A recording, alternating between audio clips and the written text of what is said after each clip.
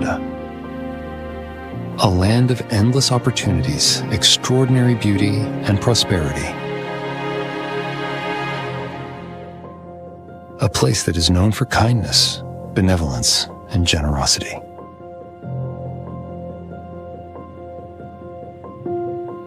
A place that is built on courage, integrity, and truth.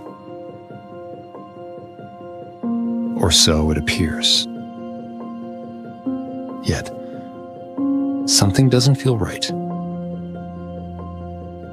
Can you feel it? The underlying sense of unease and discomfort. That feeling when you know you're being deceived, and you're wondering, how big of a lie could it be? For how long have we been lied to? How much of all this is possibly a show? A well-played theatrical performance? Or maybe it's all an illusion? Is it time to see what is behind the curtain?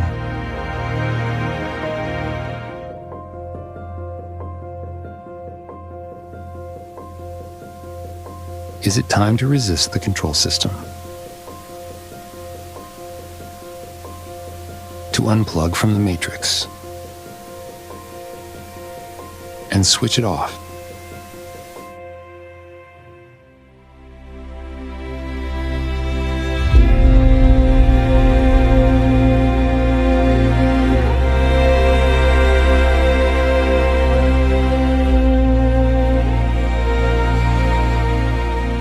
In 1759, at the Battle of the Plains of Abraham, Great Britain defeated France and renamed the colony to the province of Quebec. In 1776, the 13 British colonies to the south declared independence from Great Britain and formed the United States of America. In 1791, the Constitutional Act divided the province of Quebec into the provinces of Lower Canada and Upper Canada. In 1840, the Act of Union merged the colonies of Upper Canada and Lower Canada into the province of Canada. In 1864, at the Quebec Conference, delegates from each colony discussed the desire to form a federal union, while each province would retain its independence and autonomy under the umbrella of a constitutional monarchy. From 1861 to 1865, during the American Civil War between the Union, the North, and the Confederacy, the South, Great Britain built warships for the Confederacy, armed with British weapons. Many merchant ships of the Union were destroyed by the Confederate Army in Great Britain. When Lincoln won the war, he sought claims from Great Britain, but Great Britain refused. The Union even threatened to declare war and annex British North America in 1866.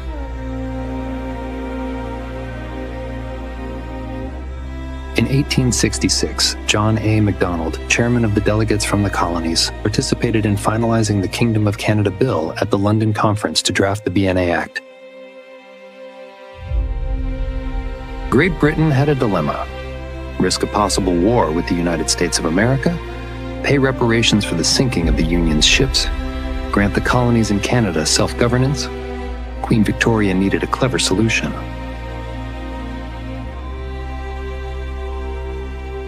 Lord Thring's brilliant scheme: keep the Canadian colonies and make them pay the reparations to the United States of America through taxation, while deceiving the colonies into thinking that they govern themselves.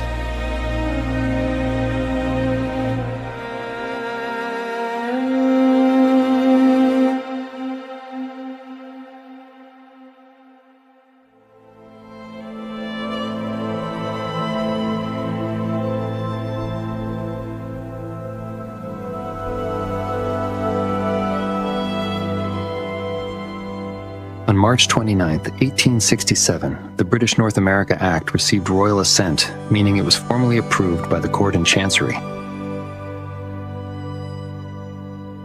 It went into effect on July 1, 1867, and created a united colony known as the Dominion of Canada. Until 1982, July 1st was celebrated as Dominion Day. Since 1982, July 1st has been celebrated as Canada Day, when the BNA Act was renamed the Constitution Act. Let us take a closer look at the original BNA Act 1867.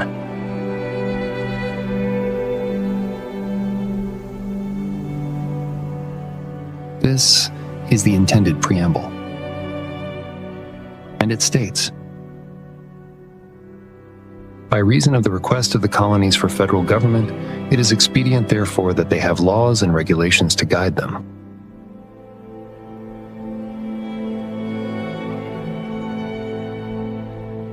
This is the modified preamble.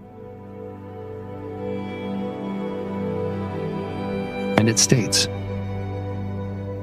whereas the provinces of Canada, Nova Scotia, and New Brunswick have expressed their desire to be federally united into one dominion under the Crown.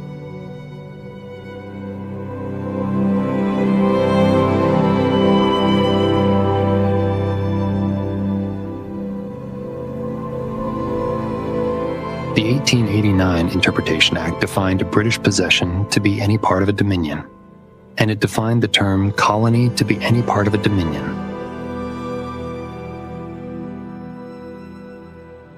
The Dominion of Canada was clearly a colony of Great Britain and not an independent country. The colony did not confederate in 1867. The BNA Act was not brought back to Canada for the United Colony to sign and ratify. The original BNA Act is located in the United Kingdom and has always been the property of the United Kingdom and not Canada.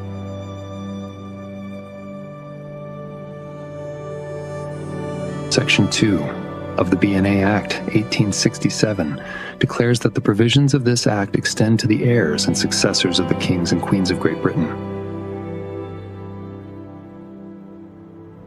Section 109 of the BNA Act 1867 states that all lands, minerals, and royalties belonging to the several provinces of Canada, Nova Scotia, and New Brunswick at the Union shall belong to the several provinces of Ontario, Quebec, Nova Scotia, and New Brunswick. All natural resources belong to the various colonies, with exceptions as per Section 109.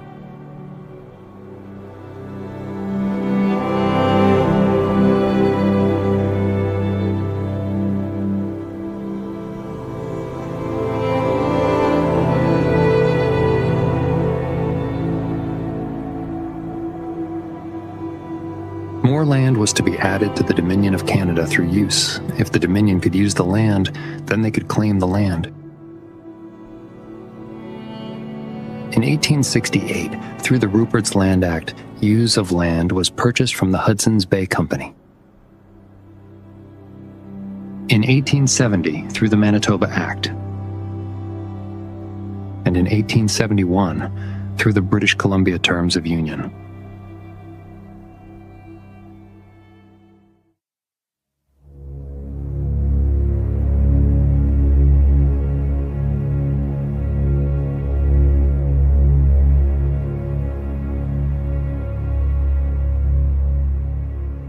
In 1871, the Treaty of Washington was concluded. It settled the claims between the United Kingdom and the United States of America, even though the United Kingdom never admitted any wrongdoing. However, it is interesting to see whose names also show up. Sir John Alexander Macdonald, Knight Commander of the Most Honourable Order of the Bath, a member of Her Majesty's Privy Council for Canada, and Minister of Justice and Attorney General of Her Majesty's Dominion of Canada, and Montague Bernard.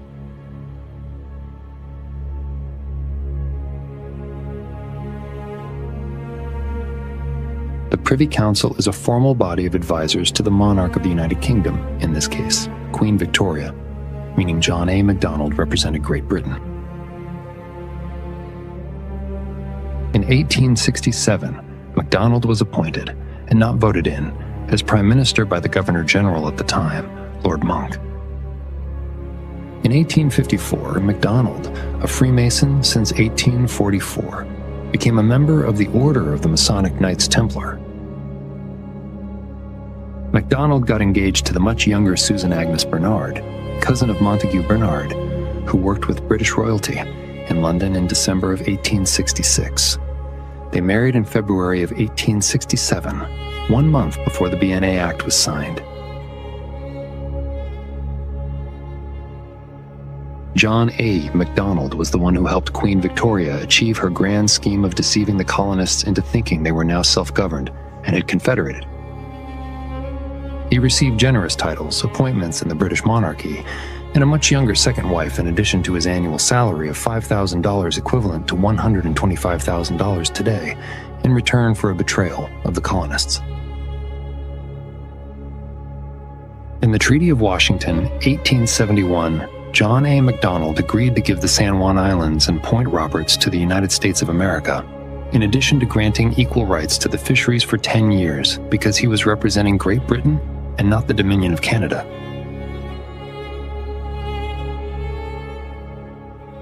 How can he be called the father of Confederation and a hero by some when a confederation was never achieved, and when he in fact betrayed the colonists?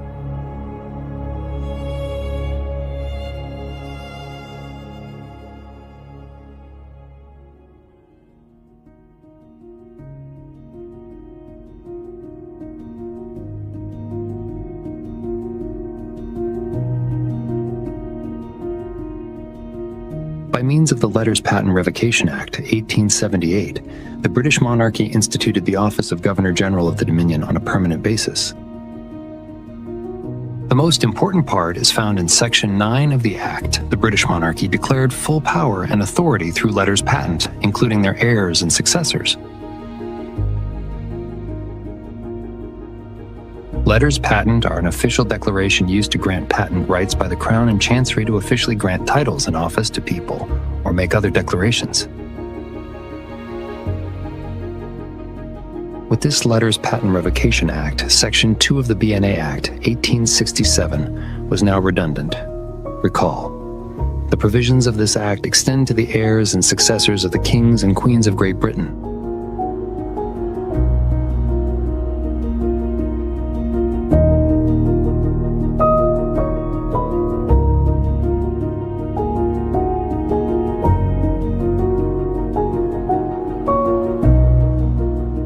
On June 19, 1893, the Statute Law Revision Act was passed.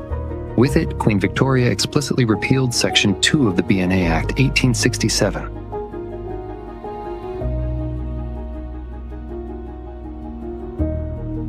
This Statute Law Revision Act, 1893, was never repealed after it was passed, and Section 2 of the BNA Act, 1867, was never reenacted.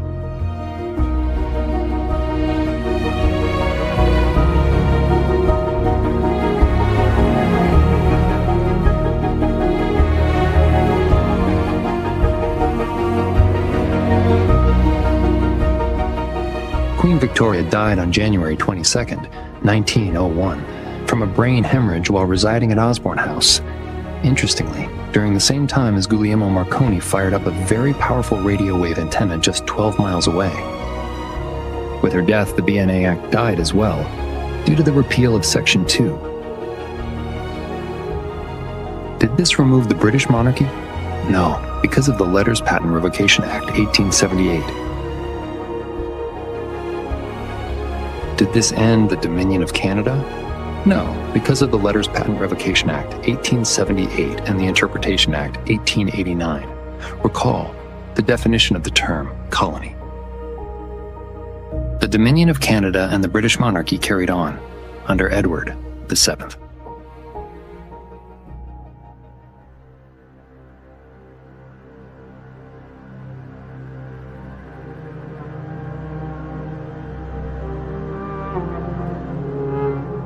More land was added via use to the Dominion of Canada between 1898 and 1905. In 1898, through the Yukon Territory Act. In 1905, through the Alberta Act. And in 1905, through the Saskatchewan Act. Who owned the land of the Dominion of Canada? Did the land of the Dominion of Canada belong to the monarch? No, The Crown and Chancery held the title to all British lands, including the Dominion of Canada. The Crown and Chancery is the Department of Lands of Britain. It was established by the Privy Council. The Crown is a corporation sole. It represents the state in all its aspects.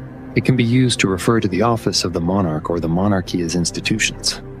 It can be used to refer to the rule of law or the functions of executive, legislative, and judicial governance. This is why all government and public land was called Crown land until it was granted by means of a Crown grant, also referred to as a land patent. The monarch was just a figurehead. The king or queen was not a sovereign any longer because they did not own the land. The governor-general had more authority. He was also a corporation sole, given the sole government of the colony, with the assistance of members of the Privy Council and appointed by the Crown and Chancery.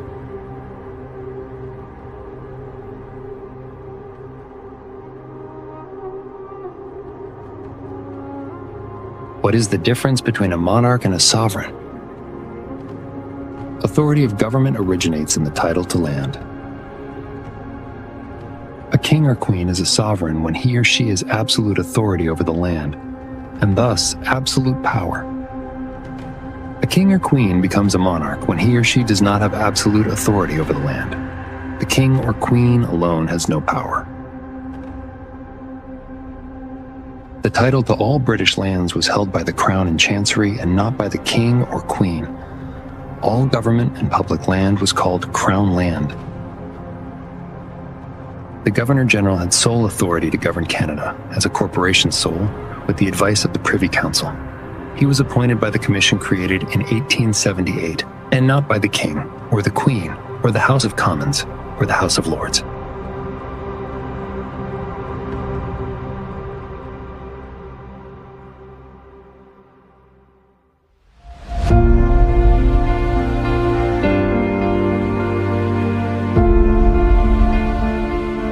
In September of 1926, Russell Rogers Smith of the Native Sons of Canada, a movement aimed at fostering national spirit, creating Canadian nationality, adopting a Canadian flag, and having more autonomy, presented a resolution to the Prime Minister, Mackenzie King. One main request of that resolution was the necessity of elevating Canada constitutionally to the status of a sovereign nation and to confer on Canada an equality of status with Great Britain. It requested an equal and independent sovereignty under the Crown of Canada. Another request was that Great Britain should not be allowed to make Canada pay for any claims that may arise out of Great Britain's defense actions. Another important request was that all natural resources of Canada belong to the people of Canada and not Great Britain. The resolution further requested that the roles and authority of the Governor-General be fundamentally changed for the benefit of Canada. As we will see, it was the work of Russell Rogers Smith that would have paved the path to real freedom.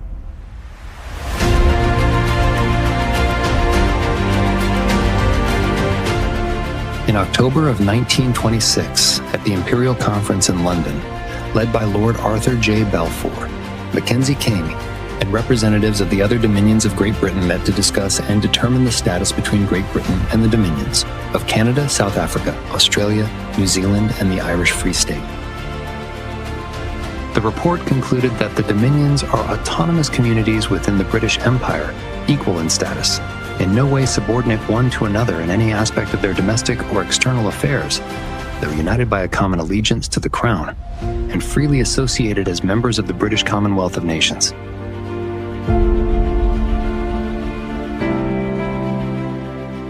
This was scheduled to be made law with the enactment of the Statute of Westminster on December 11, 1931.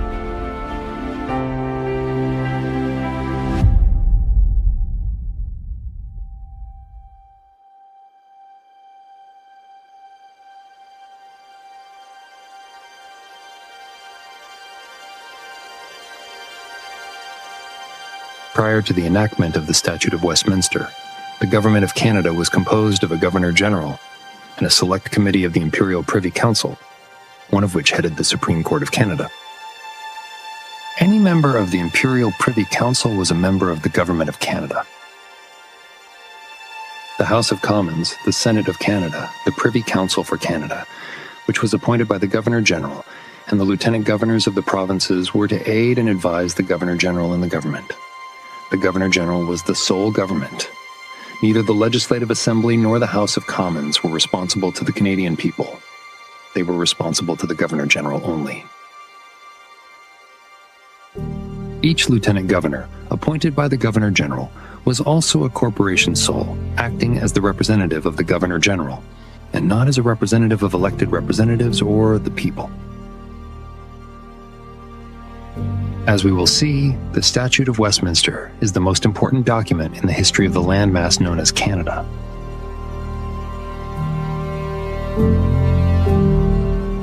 We will only look at the three key sections of the Statute of Westminster that apply to the Dominion of Canada.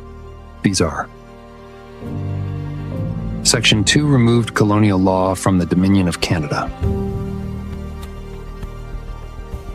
Recall, the Dominion of Canada was defined as a colony of Great Britain.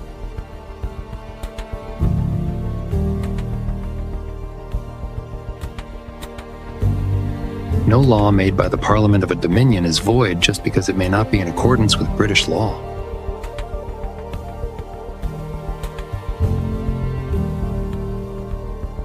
This section does not apply to Australia because Australia had a so-called constitution in 1901 and was not a Dominion in 1931.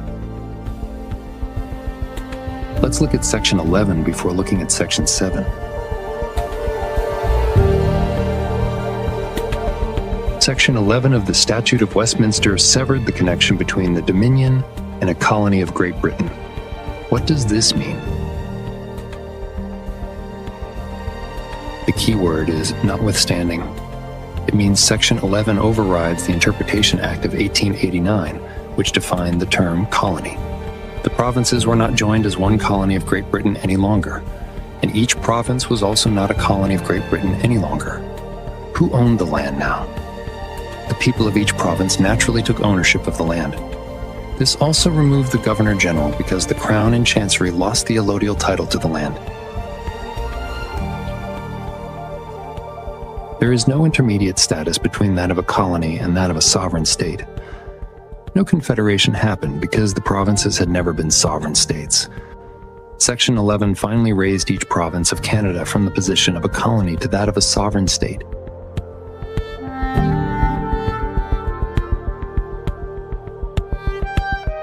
Section 7 is misleading in how it deals with the applicability of this statute to Canada. Subsection 1 attempts to exclude the BNA Act from this statute. However, the BNA Act was only a statute, a guide of the Imperial Parliament to aid the Governor-General. It could only be effective if there is a duly appointed Governor-General. See Section 12 of the BNA Act, 1867. Since the Crown and Chancery, who appoints the Governor-General, gave up allodial title to the land, thanks to Section 11, there can be no more Governor-General. The result is, this subsection is redundant.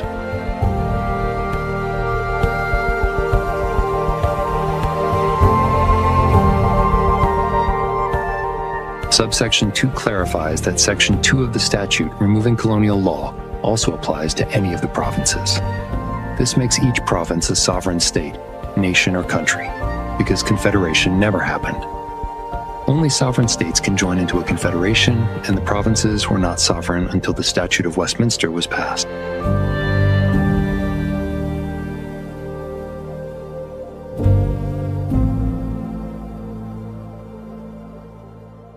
Subsection 3 clarifies that the provinces can only act within their boundaries and cannot impose laws on any other province.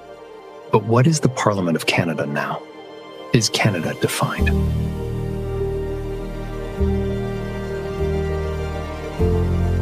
In summary, Section 2 removed colonial law from the Dominion of Canada as it was a colony of Great Britain. Section 7 removed colonial law from each province. Section 11 removed the status of colony, which immediately ended the Dominion of Canada. It also immediately removed the Governor-General. There is no intermediate status between that of a colony and that of a sovereign state. Sovereignty and the ownership of land go hand in hand. No confederation happened because the provinces had never been sovereign states. Each province of Canada was now for the first time a sovereign state. This status has not changed since December 11, 1931. No province has held a constitutional convention. No province has seated a de jure, lawful government.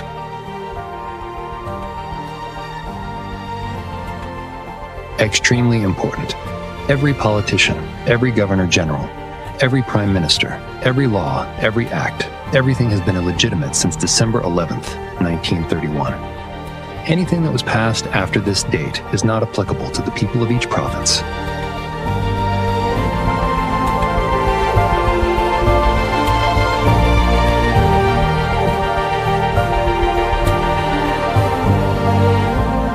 Has freedom been hiding in plain sight for over 90 years?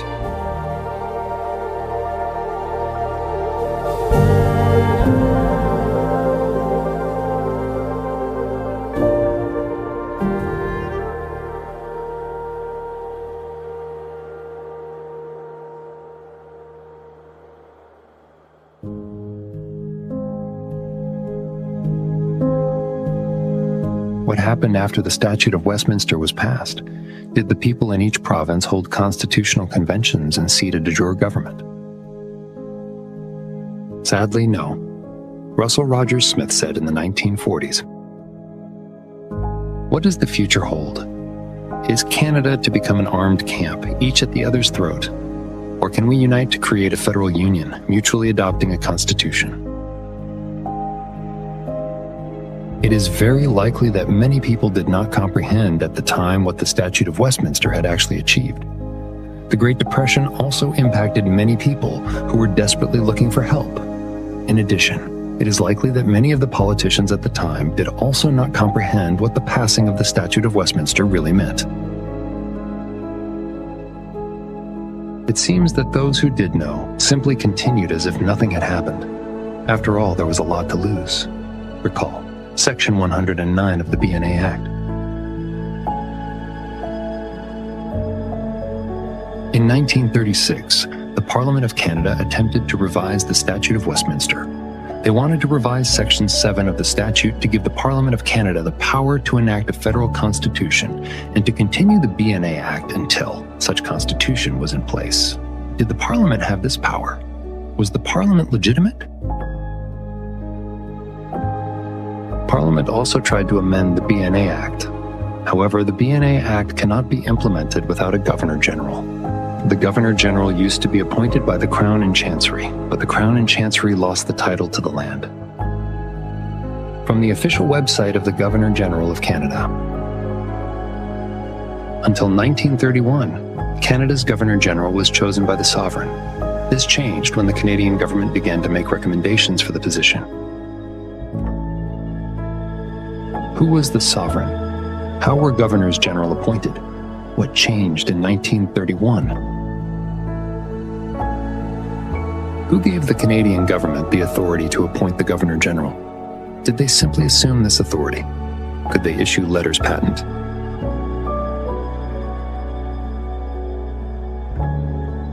In 1945, Walter Cool, a member of Parliament from Alberta, addressed the House of Commons and presented a detailed speech about the constitutional problems. He clearly outlined the current status and the actions that should be taken. However, no action was taken. In 1947, Prime Minister Mackenzie King issued letters patent, appointing a Governor General. These letters patent were signed only by Mackenzie King. To this day, only the Lord High Commissioner of Great Britain, the Crown and Chancery, can issue letters patent.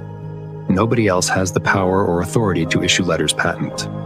The last ones that were issued are dated March 23, 1931. In 1948, the Income Tax Act was implemented by an illegitimate Parliament of Canada and signed by an illegitimate Governor General, Harold Alexander of Tunis. In 1952, the Royal Style and Titles Act was enacted by an illegitimate Parliament of Canada, in which the Parliament of Canada assented that Elizabeth II can proclaim herself to be the Queen in right of Canada.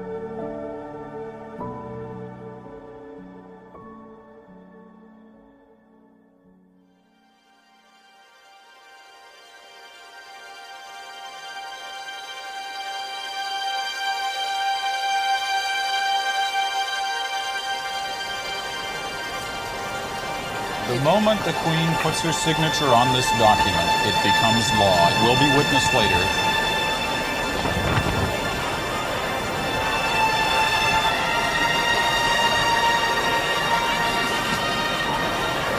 The Constitution is now home. A fanfare in the background, as you can hear.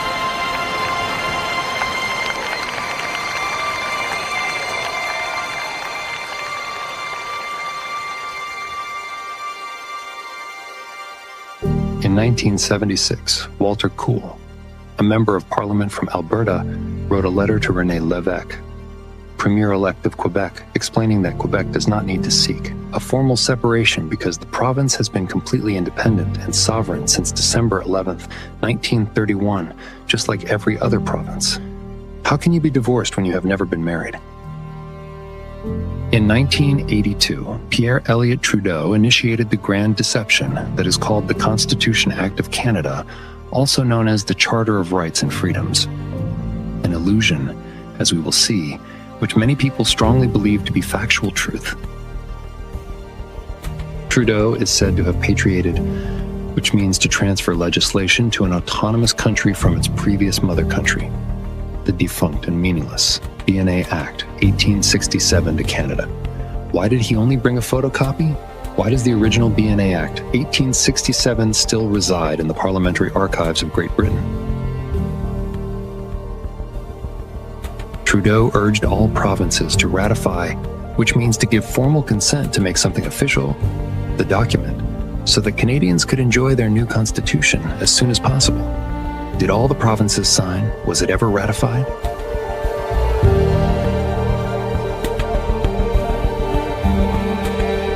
Section 58 of the Canada Act, 1982, states that this act would only come into force by proclamation issued by the Queen or the Governor-General, and only if the conditions of Section 59 were met.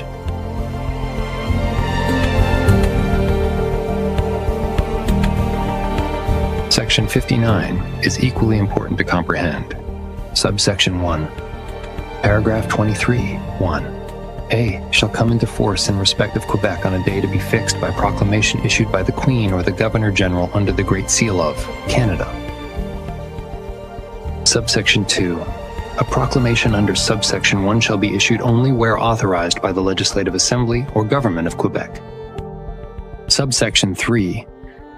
This section may be repealed on the day paragraph 23, 1. A comes into force in respect of Quebec and this act amended and renumbered consequentially upon the repeal of this section, by proclamation issued by the Queen or the Governor-General under the Great Seal of Canada. The key phrase here is, in respect of Quebec. Section 23. Minority language educational rights. Citizens of Canada, whose first language learned and still understood is that of the English or French linguistic minority population, have the right to have their children receive primary and secondary school instruction in that language in that province. Recall Section 59, subsection 3, in respect of Quebec. This section may be repealed on the day paragraph 23, 1. A comes into force in respect of Quebec and this act amended and renumbered consequentially upon the repeal of this section, by proclamation issued by the Queen or the Governor-General under the Great Seal of Canada. This means that only Quebec would lose their educational right in the French language.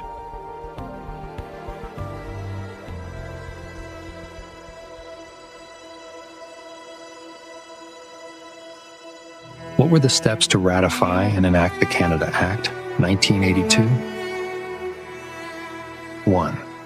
All provinces would need to sign Schedule B of the Act, the Charter of Rights and Freedoms. 2. Quebec would need to authorize a proclamation to enact Section 23, 1A of the Act.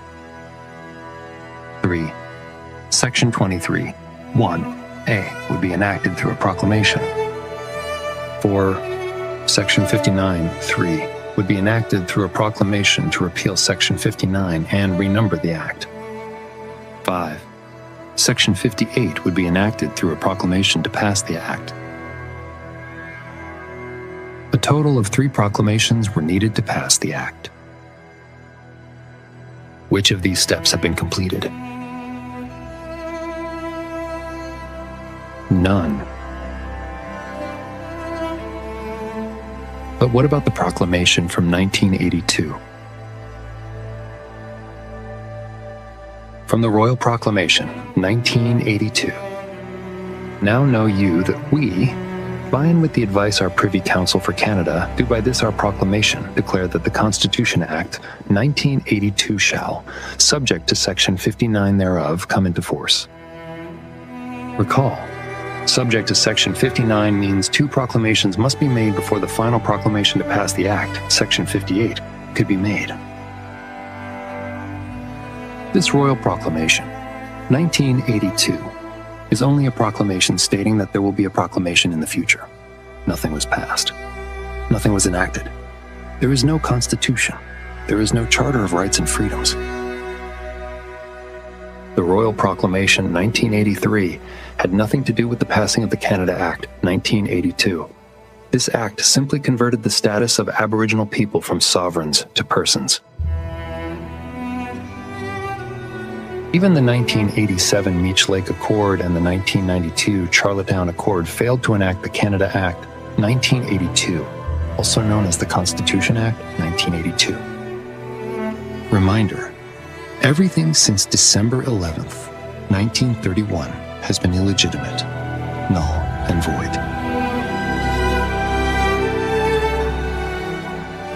Since the fraud has obviously continued, why would Quebec not speak up and call it out?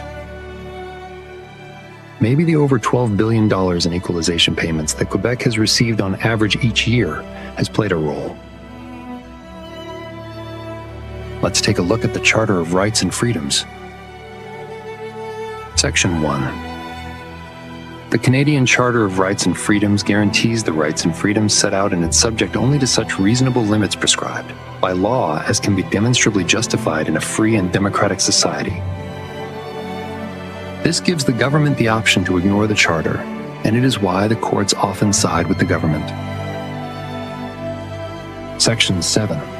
Everyone has the right to life, liberty, and security of the person, and the right not to be deprived thereof except in accordance with the principles of fundamental justice. What is a person?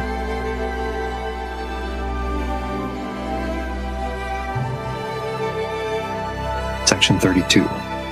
This charter applies to the Parliament and Government of Canada, and to the legislature and government of each province. Does the charter apply to the living men and women, or only to persons?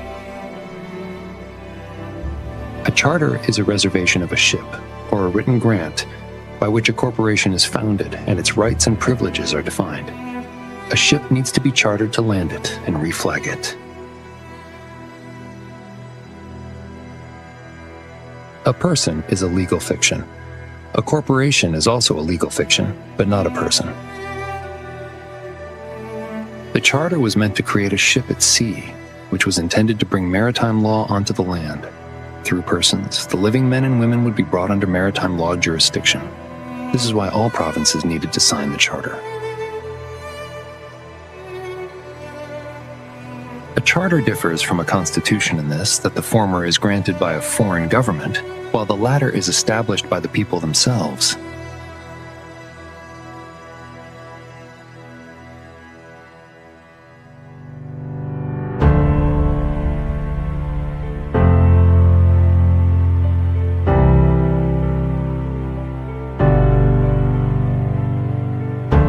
There is no lawfully established independent country called Canada.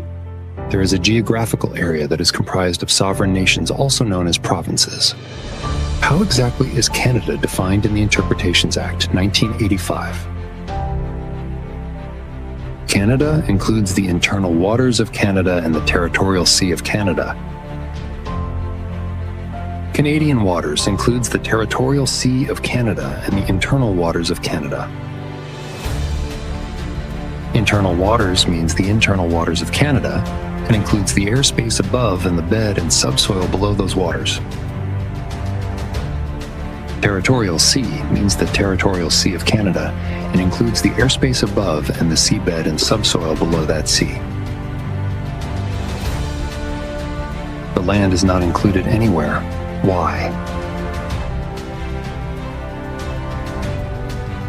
Because they lost access to the land when the Dominion ended with the Statute of Westminster, when the land was naturally returned to the people.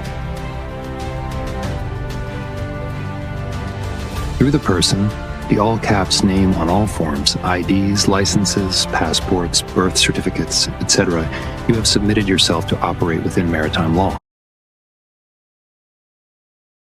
You have submitted yourself to operate within maritime law. You have only those privileges that the corporation grants to you. Those do not include unalienable rights.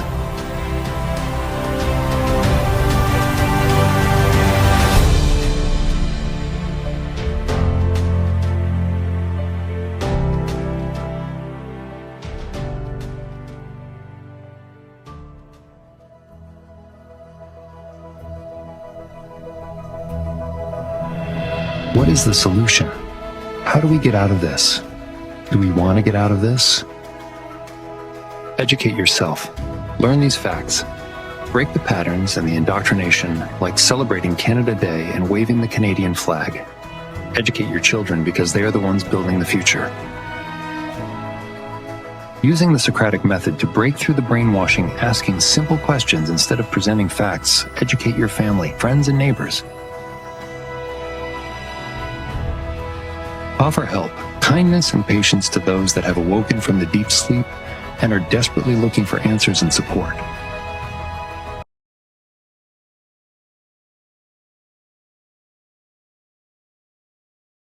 When the people in each sovereign province are ready, a constitutional convention will be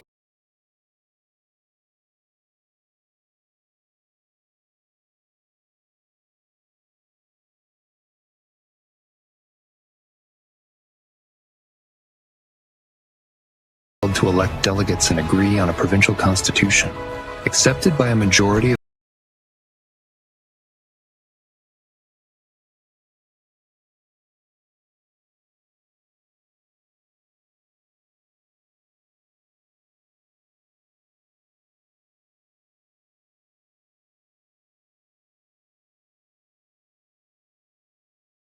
people, after which a de jure lawful government is seated.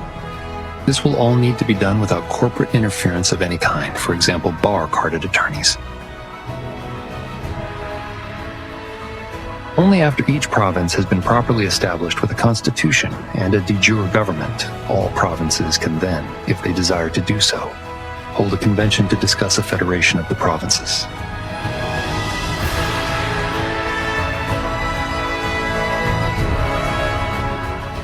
We have been living under communist tyranny as slaves within a corrupt, corporate, yet illegitimate system based on maritime law for decades. Some people like it, but most don't. Waving and displaying the Canadian flag is not a symbol of freedom and free spirit, because it is the symbol and trademark of an evil corporation. When you wave this flag, you are submitting yourself to the color of laws of the corporation. For many years, people did not want to hear the truth. The truth and its speakers were ridiculed and silenced. Lately, though, more and more people are suffering at the hand of communism, and they do not like it. They see that something is deeply wrong. Since the people on the landmass known as Canada have been indoctrinated for decades and conditioned to be obedient slaves of the system, many may have to suffer immensely to be broken enough to accept the truth and to have the will to change. If recent worldwide events are any indication, then nothing can stop what is coming.